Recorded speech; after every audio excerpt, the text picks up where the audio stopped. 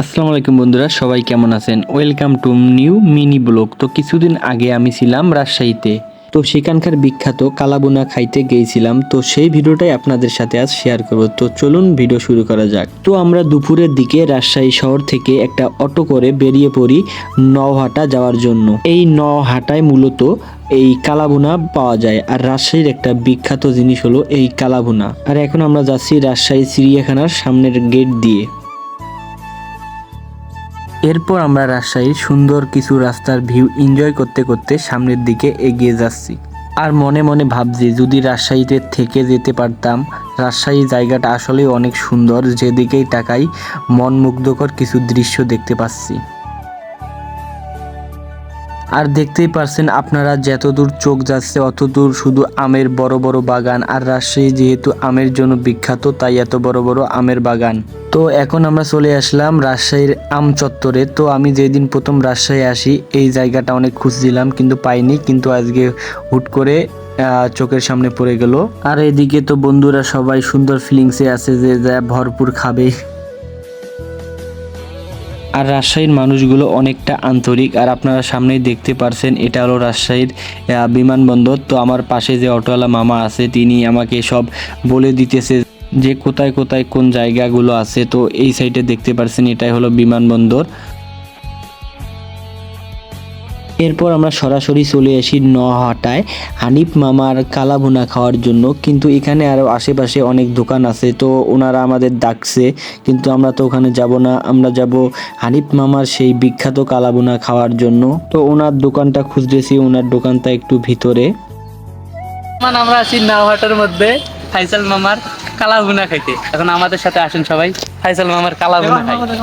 তো বন্ধু খাবার খুশিতে একটু ভুল বলে ফেলেছে, হবে হানিফ মামা বলছে ফয়সাল মামা। তো এখানে ফয়সাল মামা আছে, ওনার ভাজা মাংস বিখ্যাত এখানে। তো তারপরে আমরা হানিফ মামার দোকানের সামনে চলে আসলাম। আর এখানে দেখতেছেন এটাই হলো হাত দেওয়ার স্থান এখানে।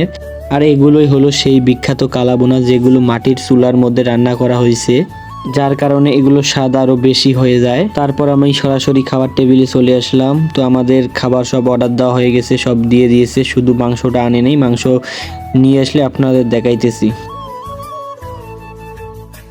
খাওয়া কি ভরপুর হবে? অবশ্যই।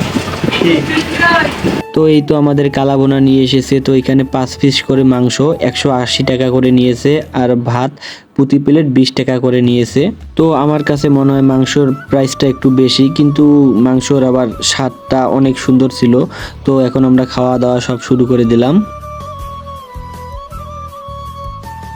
তো খাবার পাওয়ার পর এইদিকে বন্ধুরা ঘপ ঘপ করে মেরে দিতেছে সবাই। তো আমাদের খাওয়া দাওয়া প্রায় শেষের পথে। আর খাবার রিভিউ কি দিব, খাবারটা আসলে অনেক সুন্দর ছিল, আপনারা চাইলে আসতে পারেন। আমরা আছি এই মুহূর্তে রাজশাহীর বিখ্যাত নওহাটা হাট হানিফ মামার কালাভুনা খেতে। আপনারা দেখুন আমাদের সাথেই। বন্ধু এই যে রাজশাহীর যে আমরা বিখ্যাত কালাভুনা খাইলাম হানিফ মামার, হ্যাঁ। মানে টেস্ট কি রকম আর রিভিউ দাও তোমার। 100 আমার মন, মানে আমার বলার ভাষা নাই। এদিকে আয়। মূলত রাজশাহী আসার মেন উদ্দেশ্য ছিল হানিফ মামার কালাভুনা খাওয়ার জন্য। আচ্ছা। জীবনটা সার্থক হয়ে গেল ঠিক আছে। হানিফ মামার কালাভুনা পেয়ে।